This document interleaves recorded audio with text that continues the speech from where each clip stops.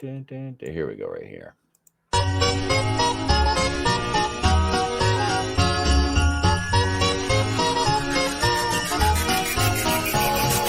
Here comes Santa Claus, right down Santa Claus Lane. Vixen and all his reindeers pulling on the reins. Bells are ringing, children singing, all is merry and bright.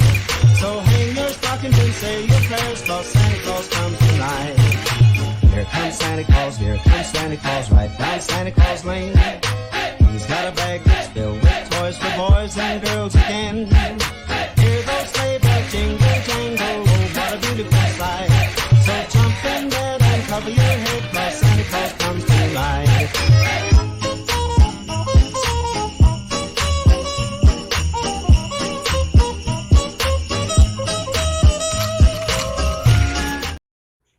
Hello and welcome. Merry Christmas from Etep and Tony. How you doing, Tony? You had a good Christmas, didn't you? You know, I did, and what a crazy week it has been. We've landed on Mars. Right? That happened. Yeah. People taken off the ballot to becoming God Emperor of the planet. You know, I thought it was about time for a God Emperor on Earth. I've waited my entire life, 43 years, and the culmination is no God Emperor. I am so disappointed. Yes. Who I thought didn't Kim ask. Jong-un would win it all? You know, I didn't ask for much this Christmas. Just God Emperor Kim Jong-un was what I really wanted. Oh, crazy Christmas. week. Merry Christmas, man. Yeah, Merry Christmas to you too, brother. We are definitely, it is Christmas. We are definitely not recording this before Christmas and just acting like it's Christmas because we would never do that, would we, Tom? Oh, no. You can't. Look, if we were doing that, we would have to predict the future, and you never get that right. Ever. No. As sure as men are men and women are women, it is Christmas Day. Trust me, folks.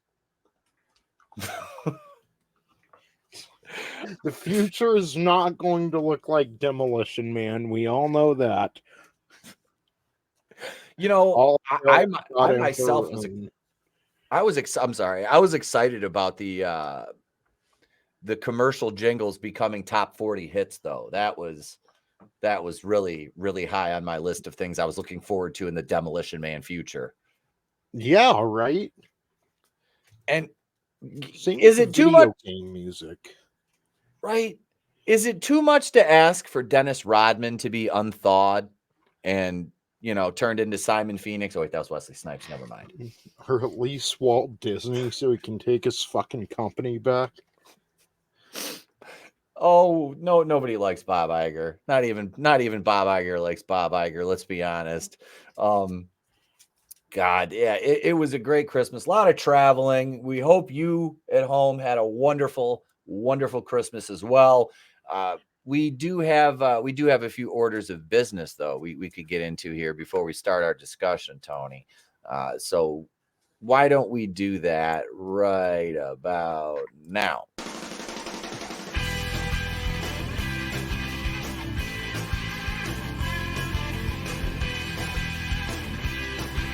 Why am I thinking of a bobblehead in a wheelchair? With a big ass face. We have a couple headlines we're going to talk about here, and one of them involves a beloved team of superheroes in animated form that were better than they ever were in live action. So let's start with number one.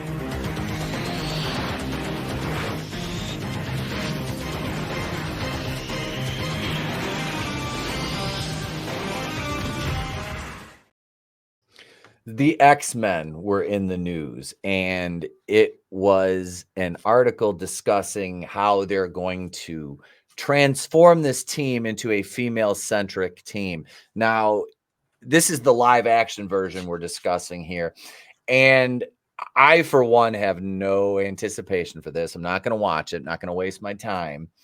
I just think it's funny how they have to say they're going to fundamentally transform a team into being female centric when there was more females on the team, if you really look into it, than there was guys. Yeah, it was never like dominated by any type No. of inherent traits. There was always, for lack of a better term, a diverse cast in the X-Men. Yeah. And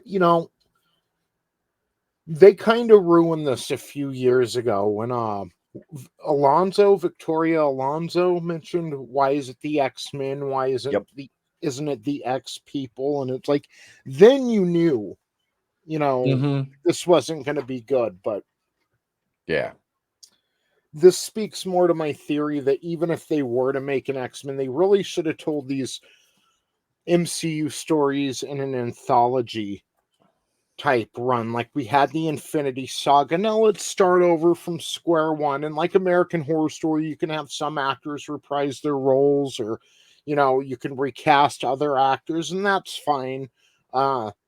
And we could have built up the X-Men, or the Fantastic Four and the X-Men, how you'd have the Avengers and Guardians of the Galaxy or another group in the Infinity Saga.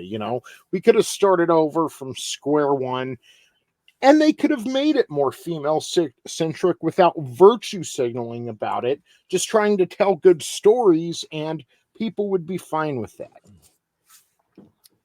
But that's the problem, is they don't know how to tell good stories, so they focus on the socio-political issues that are okay. And we all know the history of the X-Men, how it was conceived, how they were conceived, and the connotations behind the characters, and the fact that Magneto and Magneto was a Holocaust survivor. And they tried to say that, well, there was Martin Luther King and Malcolm X. That was Xavier and Magneto. It's like, do you know who created the X-Men? I mean, come on. Everything they do is a reach of epic proportions that would make Stretch Armstrong blush. I mean, you can't have just a story, and it was like, wow, there was always politics in comics. Well, yeah, but they didn't beat you over the head with some mundane garbage with a self-insert writer who's too talentless to write for anyone else but themselves. And they try to live out their weird fantasies through these characters. And it's antithetical to creating a good product that people actually want to spend money on. Art is always analogous to the culture and the situation, the times we live in. But you don't see Picasso screaming in his paintings about abortion or this or that. I mean, it goes back to the episode of South Park where Randy Marsh decides he wants to become a Broadway screenwriter. Yeah. And they're like, bro, you need to have subtlety. You can't just come out and say spooge-drenched blowjob queen. There has to be subtlety there. And it's kind of what it is now, like, yep. These people, okay, the world is made of creators and destroyers, and destroyers can't create. They can't. And we've got a bunch of destroyers right now in Hollywood, latching onto our favorite properties and doing exactly that, destroying them. So not to get off on too far of a no, you're fine. It's just, things have always been analogous to the creators' situation and time they were here on this planet, but there's subtlety there. There's just analogies. You could take Malcolm X and MLK and compare it to Professor X and Magneto, but they weren't directly those characters or speaking their lines. It's just a moral to the story that you could take with you and carry with you throughout life. Yeah, but that, again, writing that way takes talent and skill, and these people have neither of those attributes in their wheelhouse. It's only, well, I'm not a victim, but I know who is, and then we'll play off of that, and I'll look better, in the eye of the public because I'm an ally. That word, ally, has become as bad as hearing the word, taxes. Yeah. It is. It's just Yeah. every time anybody, I'm an or they have it in their bio. It's like, oh, it's like the one of the people today I quote tweeted. It's like I just said, I was like, there's so much mental illness in your bio that you don't even deserve a well thought out response. Yeah. It's just God. And these are the people, and it's funny too, because that's the mindset of the people who are quote unquote creatives today. And Mhm. I can't, it is cringeworthy writing, and even, the art styles, even if they have a good artist, it's like the writing just totally Yeah. usurps all of the effects of the quality of the art. It just detracts from that, and it's sad. But speaking of sad, Aquaman 2 opened this past weekend, and boy, was that sad. And we found this last week, mind you. And I didn't get a chance to talk about it, but this was so funny. Pre-release, mind you, pre-release. This was before the movie came out, because it's Monday, December 25th right now. And this came out last week on the 21st. So this was before Christmas, which we've already opened presents and such. So here we go. Here's number 2. Speaking of number 2.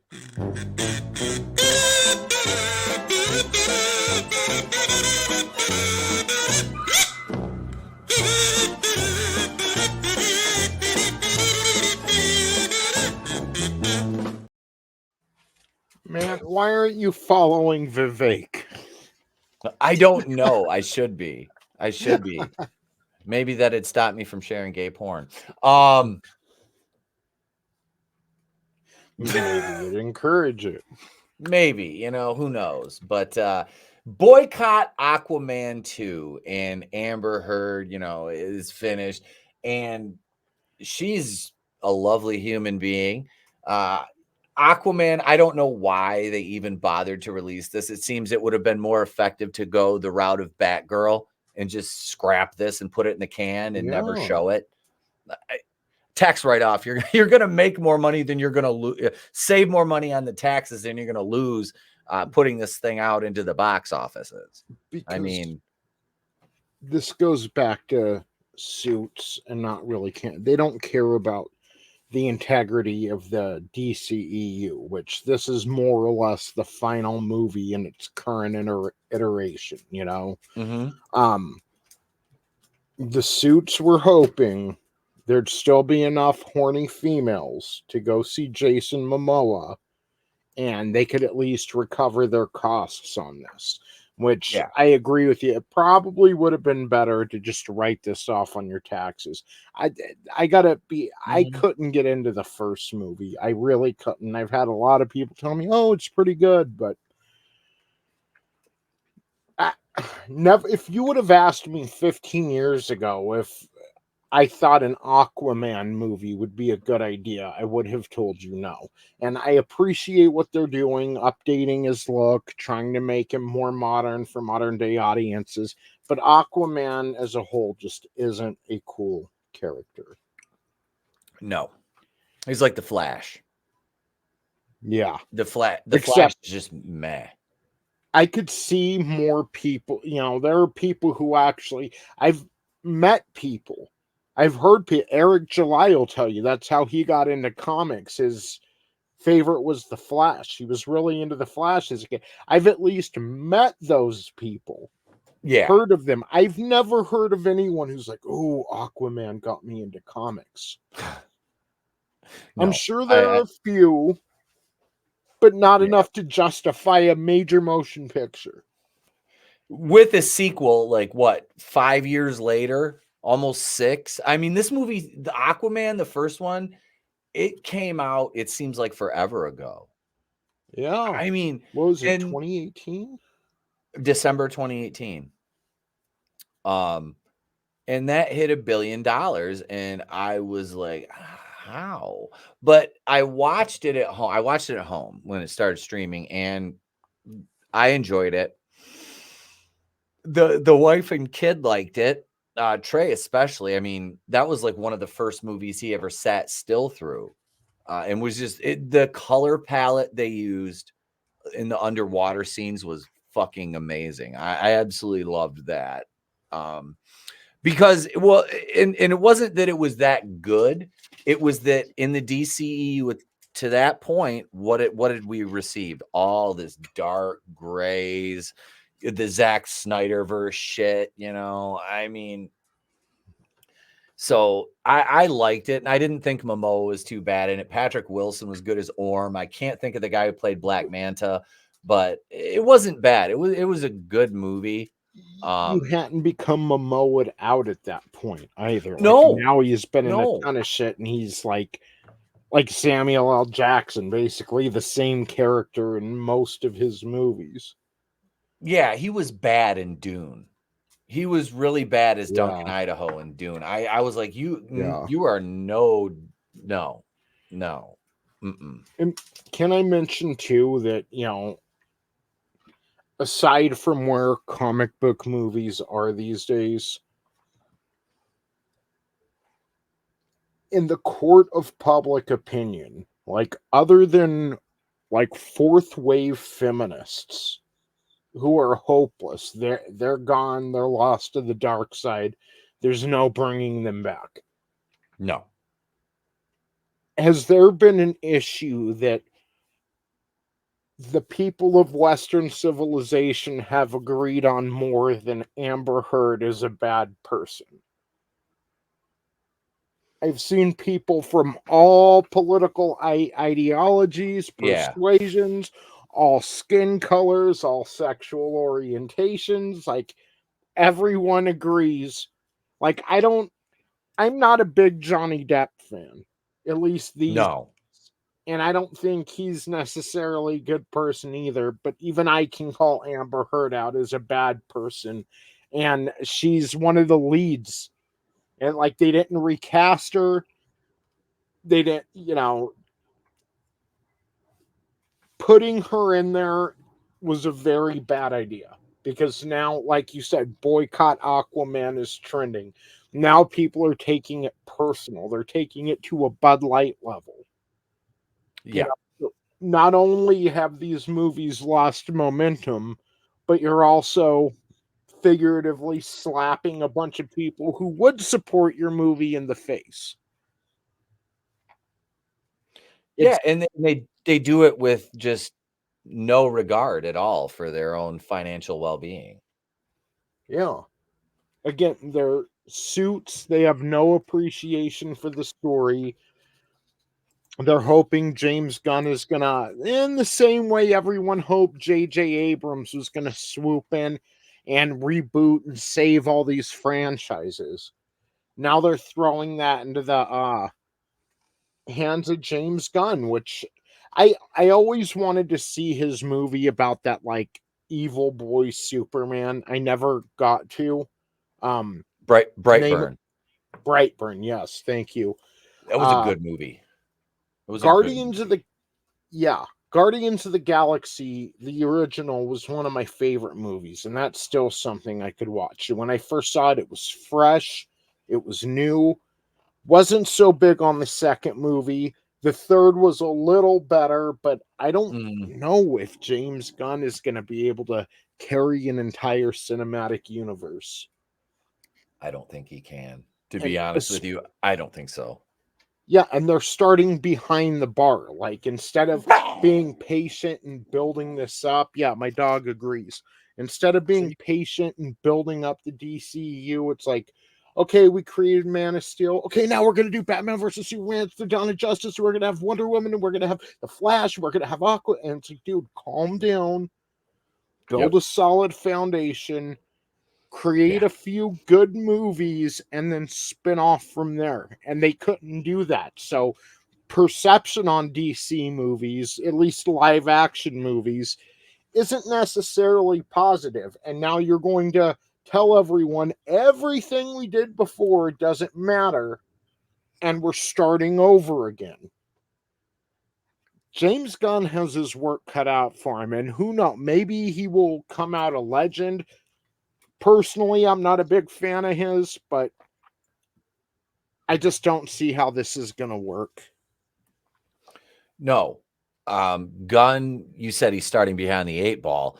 I mean, if he does the same, if they commit the same mistakes again that they did the first time around, I mean, DC has been a mess since day one. They've been a mess. And like you said, that's because they jumped the gun on everything. No pun intended.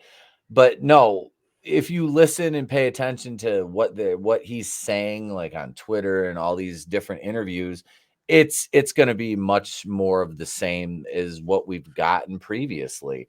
We're going to get the trash. I mean, we're rebooting the entire DCU except for Peacemaker, so I can give my wife a job. I mean, that's where he's at, and that's a problem. Because I'm sorry, but before Suicide Squad, I had no fucking idea who the Peacemaker was. But I don't. I have the DC same with dictionary too. Guardians. No, I didn't know any of those characters either. But I couldn't get through Peacemaker, to be honest. The solo show, I couldn't get through it. You know how many episodes I watched? I made it through the first episode, and I was like, "This is fucking stupid." Like, this is fucking stupid. I'm not a huge John Cena fan. And yeah, I just the found best thing in it is the bald eagle. Best thing in it is the bald eagle. It's his like little sidekick. But same thing. I made it through the first episode. I remember the dynamic between him and his dad, I believe, was funny. I only saw it once, and it was when it first came out. Then I made it about 5 minutes into the second episode. Then I started doing something. Then I'm like, oh shit, the show's on. And I turn around, and it's like the second episode was almost over, and I just shut it off. I didn't even pay attention to the second episode. And yeah, so this is exactly it. Like, other than Suicide Squad, his first like real solo outing for DC, and I wasn't able to get it. Just didn't capture me like the original Guardians did. No, the characters were boring. Yeah, and we're also leaving the age of Pisces as far as comic book movies. Remember, it took them a long time to get comic book movies right. And then they hit a sweet spot. And now we're on a decline. And I really think we're starting to enter the age, because something else they struggled with, much like comic book movies, were video game movies. And now that's where we're headed. We are leaving the age of Pisces as far as comic book movies, and we're entering the age of Aquarius as far as video game movies.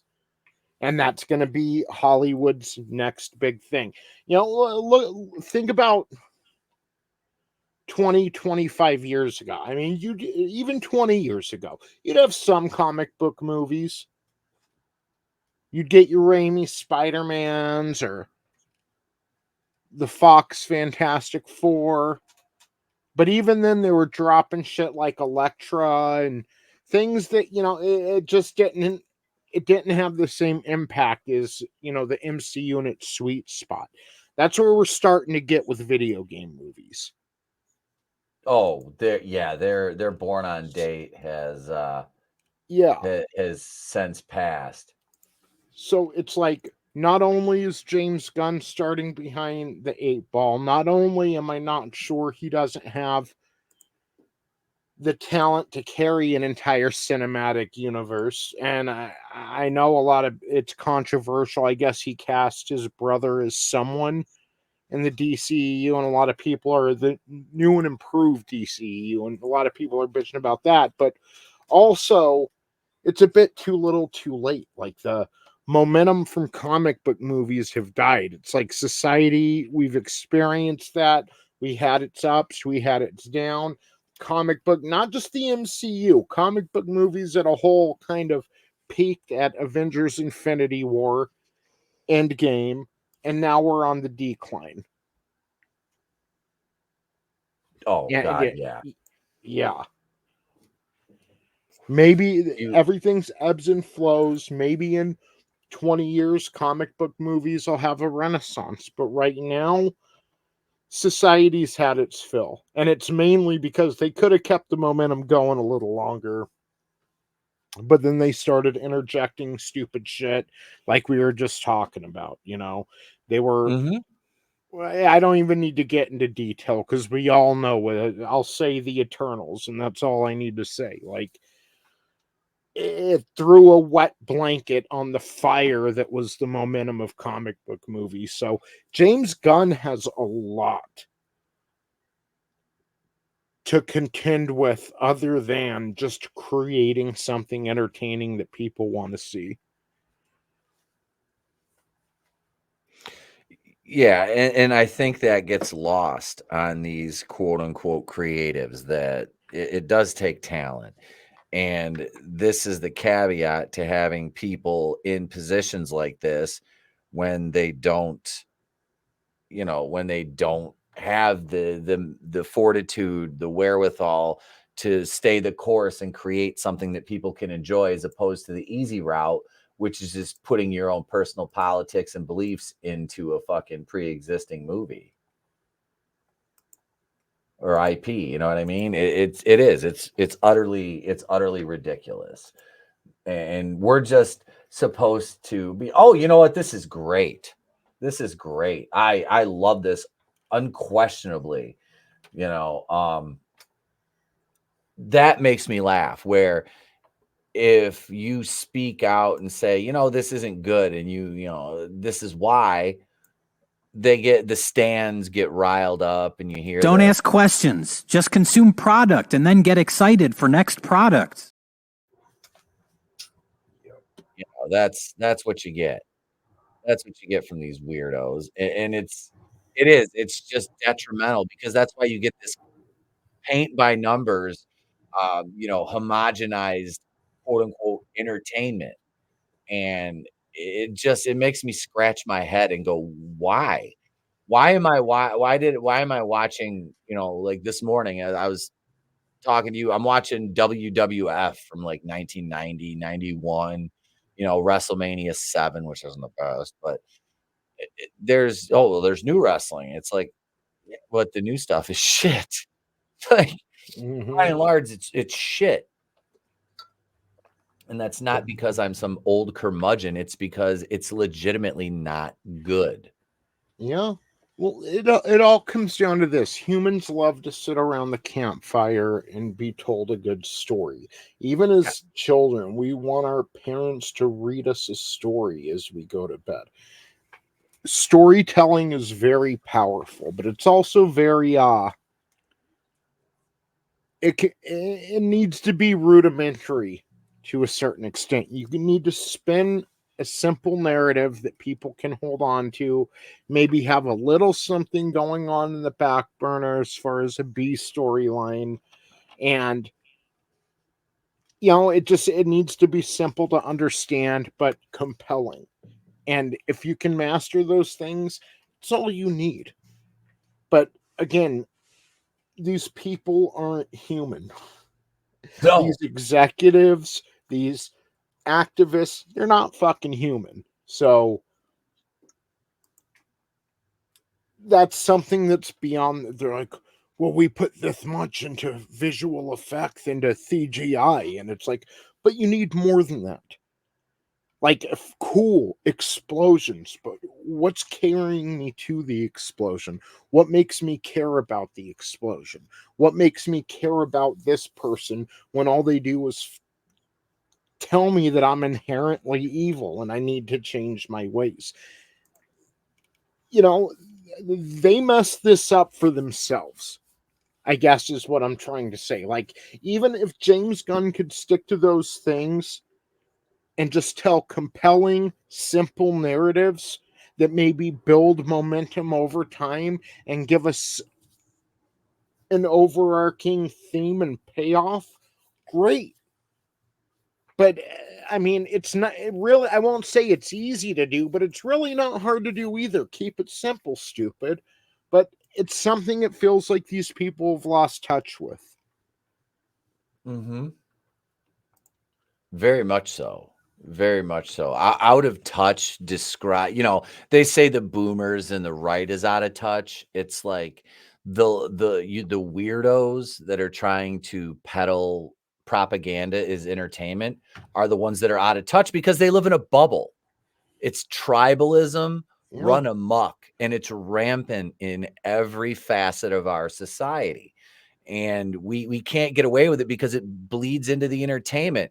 And how, like I was just saying a couple minutes ago, how prevalent is being called an incel because you don't like a movie. Like, Mhm. these people, and I made a collage. I called it my collage of cuckolds, about what, 4 years ago, 5 years ago now, when Cat Pan Mediocre dropped 4 years ago. And I was like, this movie doesn't look good. There's nothing about it that's interesting or enticing to make me want to. And I've seen the goddamn movie like 3 times, but that was to review it. And and honestly, like, I can watch a bad movie a couple times, just see, okay, like I did with Friday the 13th, 2009. Maybe I was a little rough on it. No, Captain was Marvel like the isn't first. it's not woke. It's just bad. It was Yeah. poorly written and constructed with a character that nobody cared about since the 80s, when it was a different fucking character altogether. And it really was like the first. A lot of people weren't big on the Incredible Hulk with Edward Norton. I get that, but Mhm. Captain Marvel really was the first bad MCU Yeah. movie. And a lot of times I like to say, like, Infinity War was like the peak, and then the decline started with Endgame. Mhm. It was still up there at the top, but it was starting to project down. But really, it was Captain Marvel. It was that was the peak, right in between those two movies, that caused us to start the decline. Yeah. Because you think about it, between Infinity War and Endgame, you had uh Cat Pan Mediocre, then you had Ant-Man and the Wasp 2, Yeah. and then that didn't make $1 billion. That just proves Captain Marvel is good. It's like, they didn't promote Ant-Man the way they did Captain Marvel. And not just that, but I get a lot of people didn't like Ant-Man and the Wasp, but it may not have been as good as a bunch of the other movies, but you got to admit, like, that end scene where he goes into the quantum realm and he's like, all right, bring me back out, guys, and it showed. Yep. I mean, that was like, holy shit. Like, there's nothing in Captain Marvel that gave you that reaction. No, it was all retcon and bad writing and a wooden lead actress who, and it's no longer, it's not personal. It's not this personal vendetta against Brie Larson because she said something, 5 years ago. It's not. It's just the fact that, stop trying to prop up actors and actresses that people don't like outside of the weirdos who will make her their profile picture and fawn over her walking out of her house in the morning. Which That's unhealthy type behavior. it kind of shows that they thought their ideology was the dominant. Maybe they fell for the media's illusions and DC's illusions, but they're like, that's what they were going to push her as. She's going to be the next Chris Evans and Robert Downey Jr. and Pearl Harbor and 9/11 combined. Yep. And they decided to market her towards that ideology. They probably really believed it during The Last Jedi when they said it's just a small vocal minority who didn't like the movie. And they found out quick that pillar fell. Like, remember, she was supposed to be the center of the MCU, and Kang was supposed to be the other side of that. He was supposed to be the yang to her yin, and that fell apart on both ends. And it just kind of goes to show that the normal, average, everyday person they're not feeling the ideology. You sprinkle it in a little bit, and some people notice, some people are more sensitive to that specific seasoning. But then when you start really hammering it home, I mean, it shows in the numbers. The proof is in the pudding. Yes. And that's just kind of where we're at, you know? Yes. They took something really cool and made it lame. Yeah, that is... It hurts. It really does, because you're like, you get into this shit and you're like, I'm enjoying the MCU. I really was. You know, you had compelling characters, you had good stories, you had great continuity. You know, there's always been flaws, and there's always going to be in any shared universe like that. It is impossible when you have all these different people coming in and making decisions for different characters. You know, one hand's not going to know what the other hand's doing all the time. But we were willing to overlook that because it was so compelling. Yeah. And, you know, even when they announced, I'm sorry, just real quick, even when they announced Brie as Captain Marvel, I'm like, oh yeah, the chick from 21 Jump Street. And, you know, I was thinking that's going to be cool, dude. Like, look at all these cool characters they brought in. They brought in Scarlet Witch, and they brought in Doctor Strange and Ant-Man, and I'm enjoying all of this so much. I can't wait to see Captain Marvel. This is going to be awesome. In Infinity War, even as close as Infinity War, before she made that speech, one of the, I don't remember his name, one of the children of Thanos, the one, okay, you had Ebony Maw standing with the bigger dude that Hulk ends up taking out at the end, and they cut his hand off with the portal at the beginning there. And he has a scarf swinging from his side in the Captain Marvel colors as an Easter egg to her. And I saw that, like, at the very beginning when they're first get to Earth and they're standing off with Bruce Banner, Tony Stark, and hold on. Yeah. No problem. No, I don't think I ever noticed that. I'd like to get it still. I don't think ever. It's the same scene where he's like, dude, you're making me look bad in front of the wizards. When the bigger dude is standing there, I can't remember his name. I'm really sorry, guys, but he's standing there with Ebony Maw, and he's got the red, blue, and gold colors of Captain Marvel on his side, like it was a trophy, like he had fought with her and got an article of her clothing or something. I don't know, but it was just an Easter egg, and I'm like, look, Captain Marvel's coming, and I was excited. I couldn't wait to see more compelling characters, and they ruined that. They decided to cater to the actual vocal minority, and not even them. They might say, just because of ideology, oh, it was a good movie, but it's not. You see the Marvel's numbers. Nobody's going out and buying her paraphernalia and collectibles. No one's buying her comic books. It's just trolls on Twitter who, quite frankly, they just want to be contrarians. But anyway, I didn't mean to go off on all that and have the dogs bark. Point was, I had good faith towards the MCU, even after what Star Wars did. I still had good faith towards the MCU. They ruined that. Yeah. Brie Larson ruined that. I was excited to see her.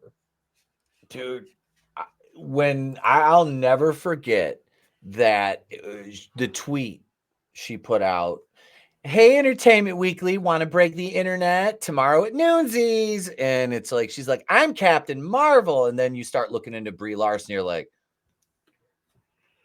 why? Like, I had forgotten she was in Kong Skull Island. That's, and I just realized something. I was like, with the hat on and the beard, I look like Billy Jack Haynes. Those of you kids at home don't know who Billy Jack Haynes is. No, it was cringe. Everything about her was cringeworthy, the way she handled any criticism. Now, I get it. There was a lot of attacks. There was. But at the same time, it was like she kind of opened that can of worms herself with her own stupid fucking statements. So, without spending too long talking about Brie Larson, it killed. But that's the point, is that killed a lot of people's, enjoyment of the MCU. It really did. And that's sad because it translated into poor box office returns for the movies that, followed up Endgame, outside of Spider-Man No Way Home, which was Sony for the most part. Can I state this too? Because I don't really hear many people make this point. I've made it a few times, and it veers into, I was going to mention that a lot of the, James Gunn, it wouldn't hurt him to go outside, watch animals, watch the deer, watch the birds, watch the fox, or just watch animals and write a little bit with your head clear, touch some grass, get back in touch with planet Earth, and write from there. Channel that energy into your work. I've mentioned this, I've made this point about Brie before, and there's a sympathy there, because we're all responsible for our actions as adults. But I truly think she was this child actress. She didn't make that decision. Her parents wanted to have a star for a daughter. We always talk about those moms who put their children in beauty pageants and doll them up in makeup and clothing they probably shouldn't be wearing, and how those parents aren't necessarily good parents. Brie has been in this Hollywood bubble her entire life. So when I talk about going outside and touching grass, watching the animals, watching the actual way of the world and the way of life, that's something she's out of touch on. So she probably thought truly she was doing the right thing by going out there and making those statements, because she doesn't know any better. Someone told her she has no contact with this side of the train track. She has no contact with this side of society. So she probably, and if it was the truth, if someone really was being oppressed or someone was really getting treated badly, I'd be the first to stand with them. I've been bullied before. We've talked about my time in junior high school and high school and stuff, I'd be the first to stand with her. But it's not. That's not the case. So it rubbed normal people the wrong way, because instead of sticking up for someone like she probably thought she was doing, she was actually attacking an entire group of people. And again, I'm not saying, oh, we should forgive Brie. I mean, she could go out and touch grass anytime she wants. She can get away from all of this if she wanted to. But at the end of the day, her entire life, she has probably just been seeking approval from her goddamn parents. Do you love me yet? Did I do good yet? And, it just shows, why maybe, we have so many child actors ending up fucked up being in that world, and she's one of them. Maybe we should stop throwing kids in these movies or making them work schedules like they do. I mean, so there's a pity there, because there's probably no one who's more lonely this holiday season, this holiday of holiday, Jesus Christ's birthday, than Brie Larson. And it's sad. I'm sure deep down she's probably a good person. It's just the environment she was raised in, the way she was raised, no contact with blue collar normal people. Yeah, she's a byproduct of the fame factory of Hollywood. And she's been indoctrinated, obviously, by her parents. She's like you said, child actress. But it's all she knows. She knows no normal life. There's no sense of normalcy. This is normal for her. Yeah. When you're told your whole life you're going to get 72 virgins if you go scream a phrase in combust, and that's all you've ever been told, you're going to think that. Yeah. And it's just fucking pathetic. It really is. Before we go too long on this, though, let's switch gears here, and we'll talk about some upcoming movies for 2024. Deadpool 3 is listed number 1. I am admittedly not a huge Deadpool fan. I know there's a lot of people who've been waiting, since 2017 for this one, right? 2017 did the second one come out? Or 2018? It was around there. 2018. Still, you're talking another one, 5 years. Yeah. Yeah, and a lot of that had to do with the Fox-Disney merger, because they were going, for those who didn't catch it, the X-Force scene in Deadpool 2 was a joke. But then the actual X-Force was together at the end. The F word isn't a curse word, family, and it was supposed to be Deadpool and Colossus and Mega Teenage Socialist Warhead and Cable. Like that was going to be the actual X-Force, that was the plan. Like, there wasn't going to be a Deadpool 3 as the next movie. It was going to be X-Force with them, and it was going to be in the whole Deadpool / X-Men universe. So, yeah. Anyway. I don't know how this one's going to do, truthfully. I don't really care. Furiosa, a Mad Max saga. Again, don't care. I've never seen a Mad Max movie. Isn't that shitty? We watched Road Warrior, the second one, because I bought it, and I really want to buy the first one now, but I don't care about Fury Road, and I sure as hell don't care about Furiosa, who's played by Anya Taylor-Joy. I don't care. Let's see. So number 3, we have Despicable Me 4, which I've seen all these. I've seen Rise of Gru, the Minions movies. These are fantastic. And this last one beat, what was it, 3 or 4 of Disney's last releases. And you're talking, or Minions. It was Minions 2, I think it was. Whichever one came out in the theater last. Had beaten a bunch of Disney movies. It was hilarious. And it's like, this is fucking great. These movies are fun. They're not, Disney message movies. Illumination, right? Yes. Yeah. See, they did the Mario Brothers movie, which, other than Frozen 2, which was a special situation, people waited years for that, and it did so well because of the first movie. Yeah, the Super Mario Brothers was the second highest rated animation film of all time, just behind Frozen 2. So good for Illumination. They're on fire. Yep. And I hope that continues. I really do. Number 4, Godzilla X Kong, The New Empire.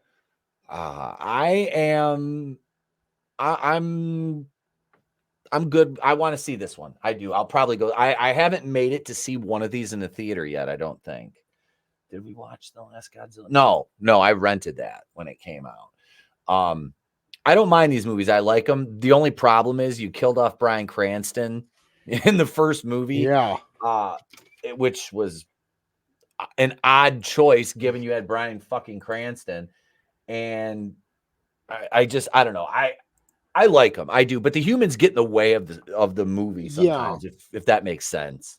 I've seen each and every one of these movies multiple times, and I couldn't repeat a line of dialogue to you. I couldn't tell you a scene or anything. It's like it does not absorb into my mind. I don't mind them. I was always a Godzilla fan as a kid, Yep. The old and Toho the one. old movies. Yeah. Mm-hmm.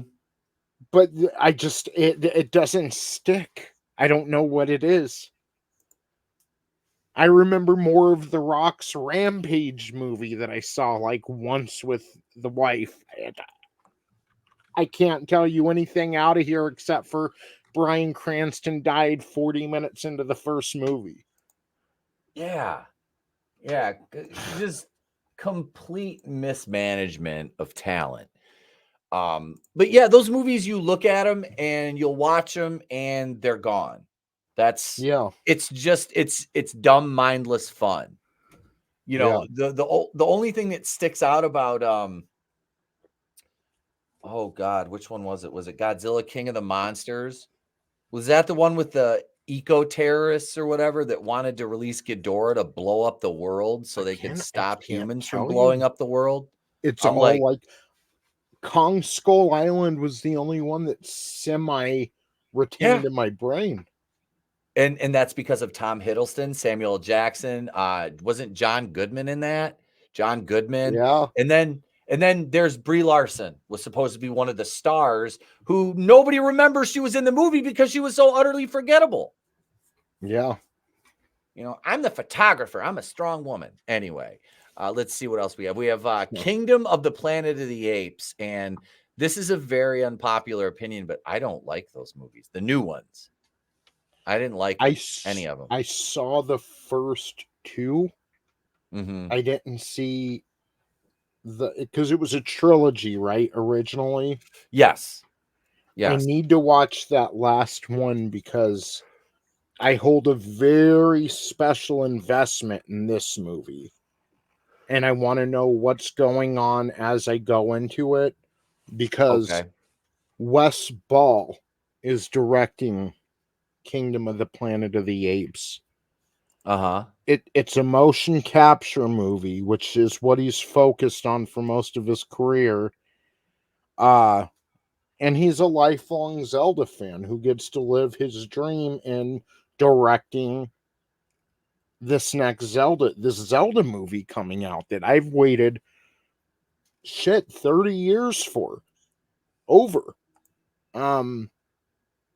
So I have not seen a I guess he did the Maze Runner movies. I didn't see Yes. any of those. Maybe I I should didn't go either. check those out. Should have known. Like, what was that movie Ryan Johnson did before The Last Jedi with Bruce Willis and Justin Timberlake or something? Or Was that Looper? yeah, Looper. Yeah, Yep. I wasn't too big on that when I watched that before The Last Jedi, and I should have taken that as a sign, I guess. Yeah, I It didn't like wasn't that one either. horrible, but I yeah. watch it once and forget it. So yeah, and Wes Ball mentioned back in 2010 how much of a fan he was of Zelda and how it should be the next great mocap franchise, and how he knew he would never, have the luck to be able to direct it, but whoever does, they could turn it into this grand spectacle. And here we are. He's named as the director. So Kingdom of the Planet of the Apes, that holds a certain significance for me next year. Okay. Yeah, I've never cared for the new ones. I really didn't. But I mean, if this is the guy that's doing the Zelda movie, I just need to pay attention to this. And Andy Serkis did the mocap work for Caesar, which Andy Yeah. Serkis's mocap work is absolutely fucking phenomenal. He was Gollum in the Lord of the Rings movie as well. So yeah, his short MCU work, though it wasn't mocap, that was pretty good too. And that was one of the most devastating things about the MCU is them killing him off so unceremoniously. But anyway, not to get into comics. Yeah. I know I could go off on a tangent about him dying in Black Panther that early, which was stupid. Let's see, number 6, Joker, Folie à Deux. The second Joker movie starring Joaquin Phoenix, Zazie Beetz, and Lady Gaga's in this. I guess he didn't kill her in the first movie then. That was one of the questions. Did he kill Zazie Beetz? Yeah. So Todd Phillips is back to direct this one. This is another movie. Ill-advised sequel. Like, that is a perfect self-contained story. Why that needs to be expanded upon is strictly financial reasons, and it's never going to reach the heights that the first one did. I'm sorry, it won't. Making this a musical is an odd choice, to say the least. Like, I don't get it. I don't know. When I heard they were making a second one, I was apprehensive. When I heard Lady Gaga was in it, I'm like, ugh. And then when I found out it was a musical, I'm like, oh, this is going to be the drizzling shits. And I'm not saying that because I dislike musicals, but that is a weird flex after the tone of the first movie was so serious. And you had this grim, Gotham, which is like supposed to be New York in the 80s. It just I don't know. I don't like the idea. I don't know. I might be off base, but it just doesn't seem like it needs a sequel. Number one, I wholeheartedly agree that when they announced a sequel for this movie, I was a little upset. Right? Like that was, again, the perfect self-contained story. Yep. And yes, this is all financial reasons. I'm curious to see what he does with it as a musical, because if it is a musical, it's going to be demented. But the going back to West Ball and the Kingdom of the Planet of the Apes and watching their prior work, so you can kind of get a feel on what you might be in store for. I wish we had a hit from Todd Phillips that kind of crept out of nowhere, ended up being a lot better than anyone thought of, and then the studio forced him into a sequel. Oh, right, The Hangover 2. Well, looks like we have some stuff to look forward to, right? I knew you were going to, from the moment we started talking about sequels, I'm like, oh, he's going to mention Hangover 2. Well, yeah. They didn't need that. Yeah. They didn't need a third one either. If they could have come up, at least the third one, they did something kind of original and brought it back. It was very different. But the second movie was literally the first movie, just with a different skin suit on. Mm-hmm. Which is funny because we're watching Silent Night, Deadly. Or I'm sorry, we watched on Friday night, this past Friday. We watched Silent Night, Deadly Night 2, which is essentially Silent Night, Deadly Night with like 30 minutes of new footage, because they used 40 minutes of footage from the first one because their budget was so low for part 2. And then they went on to make more of them, which they were all like direct to video, releases. So, but yeah, Hangover 2 was just, I remember watching that going, am I supposed to think this is funny? Because I thought it was funny the first time I saw it a couple years ago. Yeah. That was I remember super hit. Dude, I was dead ass like cracking up in the fucking theater watching that shit. Like the kids say, no cap. I was fucking like hysterically laughing through that movie. Yeah.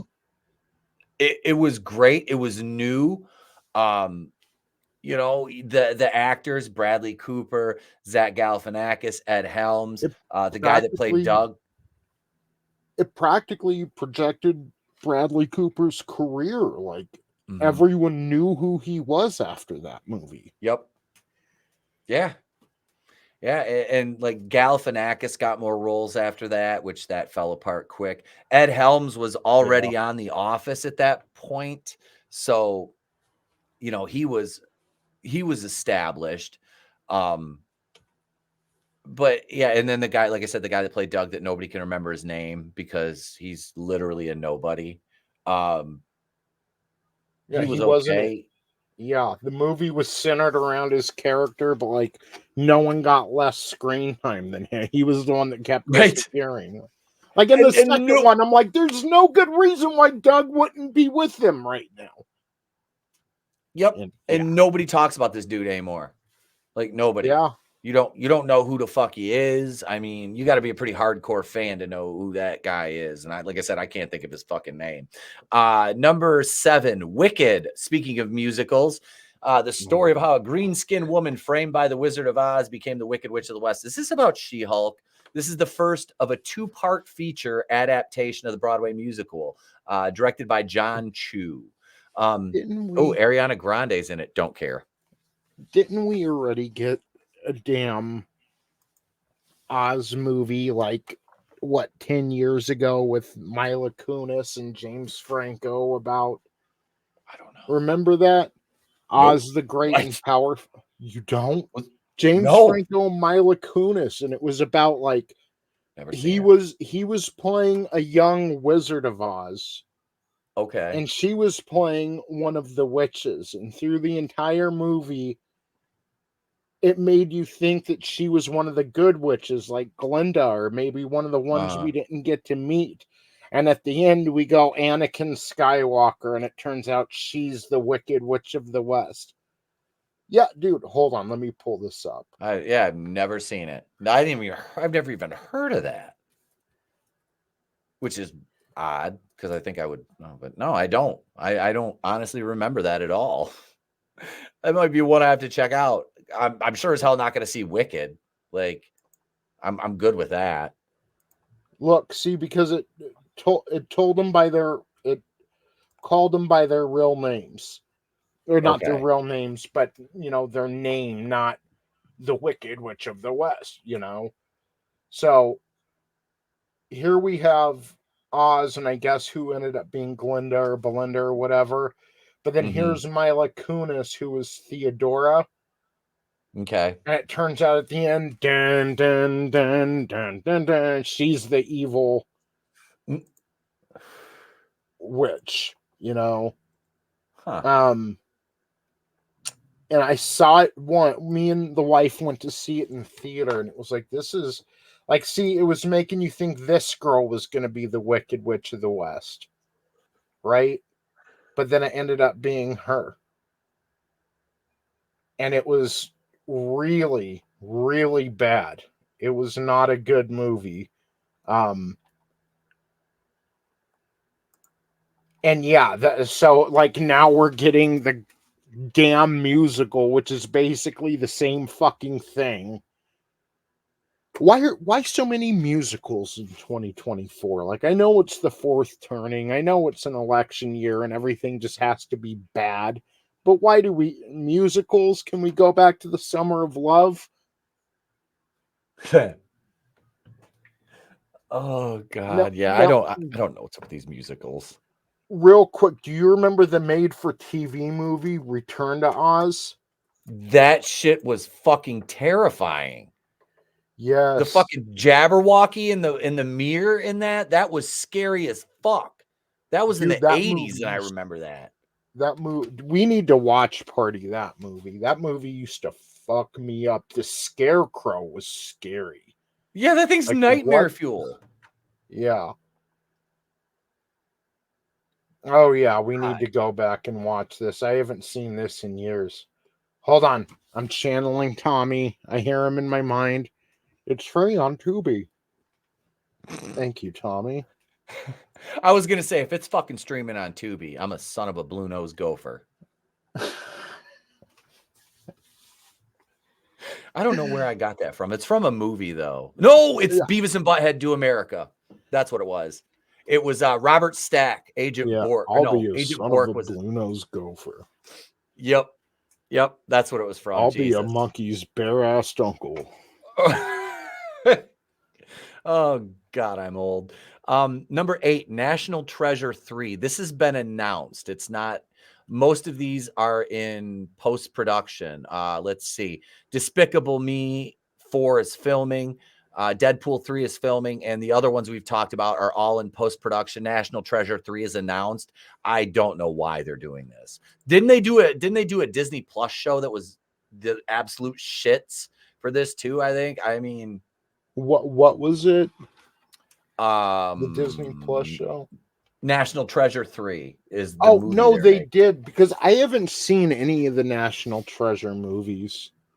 It wasn't for me, I guess. I just kind of saw it, was like, I saw the first one. It was all right. Yeah, I should probably check it out. For a while there, I was just kind of like burnout on Nicolas Cage. Well, he's in everything. So, Yeah. speaking of that, we go from an announced movie to our number 9 movie that's in post-production, A Quiet Place, Day One. Now, this stars Lupita Nyong'o from Black Panther, Jimon Hansu. She was in the sequel trilogy too. Yep, she was Butthole Eyes, Maz Kanata. Yeah. Alex Wolff and Dennis O'Hare. I don't care. A Quiet Place, the first one was okay. The second one was it was all right. Like, I went to see it in the theater. I didn't think it was the best, but a prequel, I'm like, why? Well, oh, well, we got to make it diverse now because the first two were about a white family. And I'm not saying that's what they're doing, but I mean, prequels are always the wrong decision. Always. 100%. The only time I could think of a cool prequel would be like some kind of twist, like how in that movie Split with James McAvoy and Anna Taylor-Joy. yeah. And you're like, holy shit, this is a sequel to Unbreakable or whatever, you know? Yeah. If they could pull off where you're just watching the movie, then at the end it's like, oh my god, that was a prequel to, and they don't retcon anything. Yep. Maybe that would be kind of cool. Mm-hmm. But prequels are always a bad choice. Like, even I like the prequel trilogy in Star Wars, but even that was not the right way to go. I'm sorry, but it wasn't. I'm a prequel defender. I am. You know I that. I am. love them. I am, but look what came of it. Instead of George Lucas focusing, people wanted to know what happens next. And sometimes you can leave that. You can leave a little mystery, you know? It's when they start exposing everything. When we got just a little bit of Darth Maul, and he was one of the coolest characters. And then they come along and basically fill in every aspect of his fucking life. And now everyone, at least me, it's like if I didn't see Darth Maul in anything again, I would be happy. Yeah, I'm the same way. I like Darth Maul. He's a cool character. They really did him dirty. And now it's just like, I don't need to see him in anything else. Like Jesus, when he was in Solo, it was so contrived and ridiculous. And yeah, I agree. The level of ambiguity that you lose when you do prequels and things like that, it aids making your movie better because it makes the audience think a little bit more, you know? Let's see. We'll go through a couple more of these here. The Garfield movie, that's the one with Chris Pratt. Samuel Jackson. I don't know why he can't say motherfucker. I don't know why Samuel Jackson's in that. We have Gladiator 2. Oh God. Don't we? Starring Denzel Washington. Didn't we do Garfield movies in like the 2000s? Yes. Yes, we did. Isn't it Heathcliff's turn? Right? When are we going to get a Heathcliff movie? I was just watching some clips from that on YouTube not long ago, and I'm like, man, they never did anything with this after the fact. Yeah, Chris Pratt as Heathcliff sounds a lot better in my mind, but I'm good with that. Yeah. Gladiator 2, that's a movie that didn't need a follow-up. That came out like 2000, 2001, if not sooner. Like, I don't know. Kung Fu Panda 4. Okay. Bob Marley, One Love. All right. I don't, whatever. It's a biography. Too late. They're making The Fall Guy into a movie with, let's see, Hannah Waddingham, Emily Blunt, Ryan Gosling, and Aaron Taylor Johnson. Waddingham. Like, how did your ancestors get that surname? What were you doing with the food? Waddingham. I met Lee Majors back when the Fall Guy was on the air. I was a little kid, and he gave me a quarter. Nice. I was gonna say, Yeah, man, you don't need a new Fall Guy. You don't. no. Speaking of things we didn't need, number 15, Madam Web. Oh, Oof. Jesus. Yeah. Let's take the most ancillary, minor Spider-Man character and Yep. give her own movie. It's almost like, if you were to give Aquaman his own franchise. But worse. Much worse. Much worse.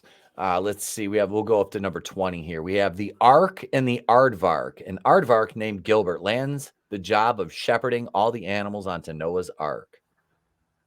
That could be interesting. It's just nice to see Christianity referred to at all in Right? And I not was called alt, watching right? I was watching National Lampoon's Christmas Vacation the other night, and the movie starts with them. Oh, come, let us adore him, Christ the Lord. And I was like, there's no way they could do that these days. Like, they said Christ is Lord in the first 5 minutes of the movie. Like, you wouldn't see that in the movie nowadays, Mm-hmm. No, they don't do that. Every other religion can be represented except Christianity. Number Yeah. 17, If, starring Ryan Reynolds, John Krasinski, Callie Fleming, and Steve Carell. A young girl who goes through a difficult experience begins to see everyone's imaginary friends who have been left behind as their real life friends have grown up. So Drop Dead Fred. Uh-huh. Argyle, number 18, an introverted spy novelist, is drawn into the activities of a sinister underground syndicate, starring Sophia Boutella, Henry Cavill, Catherine O'Hara, and Bryce Dallas. I got that wagon, Howard.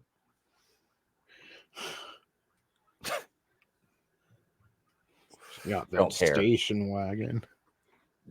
That's a bus. Number 19. Oh, go ahead, bro. Can I just say, I think the worst shot scene in any movie ever was in Jurassic World Dominion when she was in the water, just directly facing the camera. You know what I'm talking about? Yep. Like that and the alley scene from Spider-Man 3 where Harry ends up getting amnesia are my least favorite scenes I've ever seen in any movie. At least worst shot scenes, Yeah. God, I've watched those movies. Never mind. Spider-Man Beyond the Spider-Verse. It's in post-production. Oh, really? Another one? Yeah. And I couldn't care less. I didn't watch the second one. I'm never going to. Fuck that movie. Yeah, I didn't see the second one either. Let's see. We have Inside Out 2 coming in at number 20. Didn't watch Inside Out. Don't care. I didn't see that one either. A couple more notables because we have up to number 25.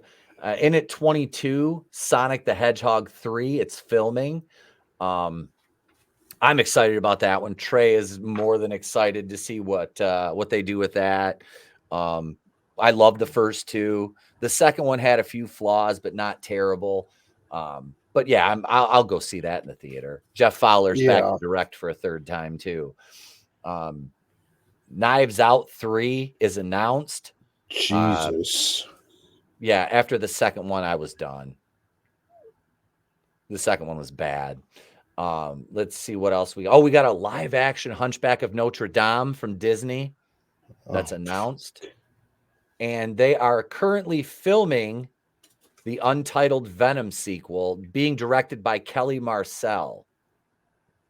Can I don't know, man. Those movies, I guess they're not bad. I just don't really care about them. The Venom movie, I love the first one. I've seen it 100 times. The second one, I own both of them. I've seen that one a little bit less, but I have big issues with the second one because they killed off Carnage so quickly. I know. Yeah, God, man. Now, the one interesting thing about that is I wonder if they're going to follow up with like that piece of Venom getting left in the MCU, or if that was just a one-off. Ah, God, who knows? It's probably it'll probably never go anywhere. But yeah, and then Beetlejuice 2 is coming out this year too, which something else we don't need. Yeah, Jenna Ortega. I'm shit. good. I'm good. Dune 2, is that coming out next year? Let me look here. I'm scrolling down. They need to release that sooner. It's like all is going to be lost. Like, they announced Rush Hour 4. Jesus. So it says Dune 2 is an upcoming 2024. But we'll have to see. Bad Boys 4. Bad Boys 4. That and Rush Hour in the same fucking year. Mm-hmm. Yeah. Yeah. God. I don't know. I don't see. I don't see Dune. I thought I was sure that was coming up next year, but I don't see it on here. Huh. Oh my God. Twisters. An update to the 96 film Twister. Oh my ass. God, why? Let Bill Paxton rest in peace, motherfucker. Right. Oh boy, like, Kraven the Hunter. You know they're out of ideas when you take a one-off summer popcorn flick like Twister and we need a sequel. Like, are you serious? Yep. We have Ghostbusters Lost Lands or Frozen Empire. Ghostbusters Frozen Empire. That's coming up too. Yeah. We have that one, which I'll see that. Yeah, Dune Part 2. That's scheduled later in the year. Let's see. They have a movie about George Floyd called Breathe. The Alien prequel that I did a video about that nobody watched. Because they have a prequel movie and a TV show coming out, and I thought they already did the prequels with like Prometheus and all that, and Alien Covenant, but you know what the fuck do I know? What is this? Back in action, a woman who has been retired for 6 years comes back smarter and stronger than ever, starring Cameron Diaz and Andrew Scott, Jamie Foxx, and Kyle Chandler. How's Jamie Foxx in the movie? I thought he was dead. Yeah, I don't like him at all. No. I used to not mind Jamie Foxx, but I don't like him at all anymore. Same. Star Wars Rogue Squadron announced. Director Patty Jenkins. Yeah, I don't know how that's still on here because that got axed a while ago. Mm-hmm. Untitled Shrek reboot. Jesus Christ. There's a few movies, I'm interested in seeing, the Planet of the Apes, Ghostbusters, Dune 2, but there is nothing that I'm like, dude, I can't wait. I wish it was August 2024 already. Nothing. No. Sonic. I want to see Sonic 3, Ghostbusters. But even it's not like you're counting the days until it comes out, No. There's really none of those movies that do that. What MCU movies are coming out in 2024? I don't know. I know they're going to release that Echo show, which is going to be a fucking dumpster fire. I watched the trailer for that. I watched the trailer on YouTube, and she's beating the shit out of some guy that's like my size. I'm like, come on. Can we stop? Can we please fucking stop? in Ant-Man 3 in Quantumania, you had 70-year-old Michelle Pfeiffer kicking people your size's ass. It's Like so hell. stupid. It's so fucking stupid. I love it. Oh God. But folks, we got to wind it down here. Let you guys enjoy what's left of your Christmas day. We sincerely hope you enjoyed. Tony, thanks for coming on tonight, man. This has been a fucking blast as always. And again, man, Merry Christmas, brother. Dude, Merry Christmas to you. Merry Christmas to everyone listening. I hope it was great. I hope you're with family or spent it any way that you truly wanted to. I hope you got what you wanted. And here's to another year, because 2024 is going to be fucking insane. Yes, it is. Yes, it is. Folks, thank you so much for your support this year. And let's see, next Monday, we'll be celebrating again, Tony. We'll be celebrating again. Yes. Because it'll be January 1st, 2024. And that is your 4-year anniversary here on the show. Yes. Yes. And it's been an awesome 4 years, but I gotta say, I can't believe it's been 4 years, like nearly half a decade. I know. I can't wrap my head around that we've been doing this on the channel for almost 5 years. It'll be 5 years in late March, and you've been on the show for 4. Yeah, man, I do. I truly, I love the hell out of you. I appreciate everything you do. And yeah, thank you for just being part of this, man. And all of you out there too. Thank you guys for supporting us and being here week in and week out on Mondays. We do. We love and appreciate you guys. Thank you so much. Anything else you want to say before we go, brother? Just thank you for, having me as part of this. And yeah, Merry Christmas, bro. Merry Christmas to you and yours, my friend. And Merry Christmas to all of you in the chat. I have to go settle in and watch Die Hard, which is my tradition, which I do. Christmas Eve and Christmas Day. Usually I'll sneak that in on Christmas Eve as we're getting ready to go out to eat. And then Christmas Day, after everybody else passed out and in a food coma, I sit down and I watch it again and get to focus completely on it. So I get to go watch Hans Gruber fall, because it ain't Christmas until Hans Gruber falls off Nakatomi Plaza. Folks, thank you. There's no outro tonight. We'll just leave you with the best wishes for you and yours. We'll be back Wednesday night with another blazing edition of Holy Shit News. But until then, God bless you all. Merry Christmas to all, and to all a good night. Thank you, folks. We appreciate it.